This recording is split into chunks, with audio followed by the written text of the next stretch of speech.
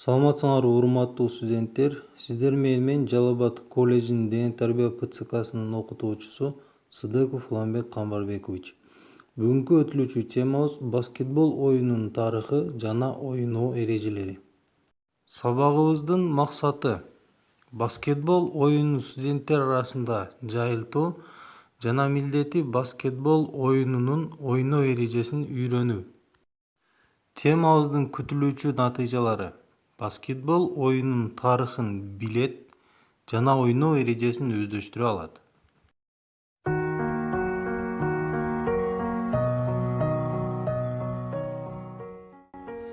Баскетбол сөзү англис тилинен алганда баскет, себет, бол, топ дегенди түшүндүрөт.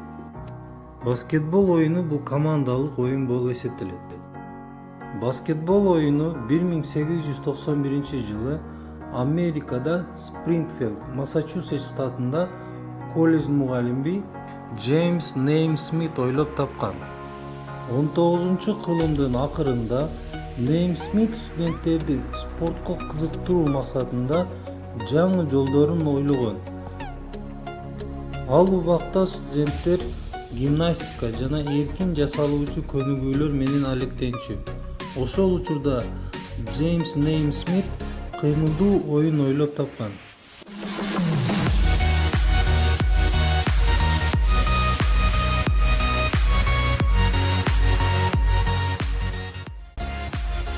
Баскетбол оюнунун биринчи мелдеши 21 декабрь 1891 жылы өткөн.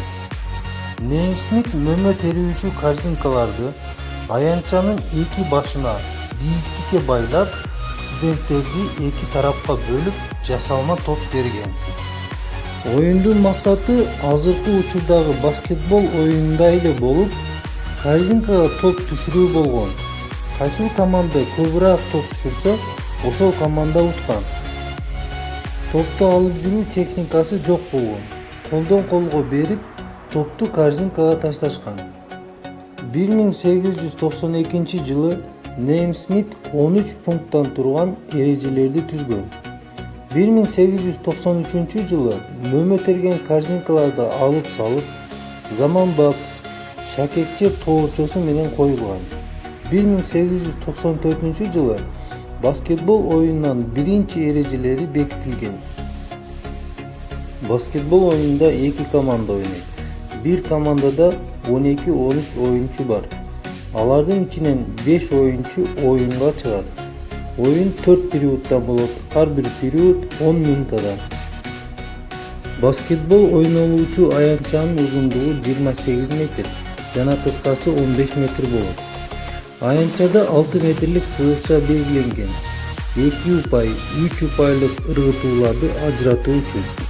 Оюнда топту колго алып, 2 кадамдан ашыкча кадам таштоого, топту 2 колдоп жерге чабууга жана атаандашты кармоого, түртүүгө, колуна чабууга болбойт. Оюнчулар топту бир колдоп алып жүрүү, бири-бирине топту өткөрүп берүү, топту шакекчеге таштоого болот. Топ шакекчеге түшкөндө гана упай эсептелет.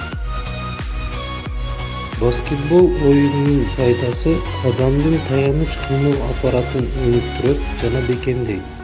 Демалуу жүрөк кан тамыр системасынын функциясын, кыймыл координациясын жакшыртат. Организмдин күчү жана чыдамгайлыгы өсөт.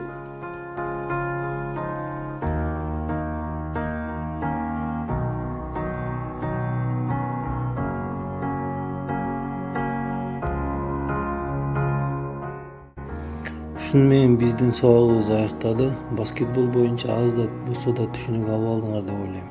Саламатта калгыла.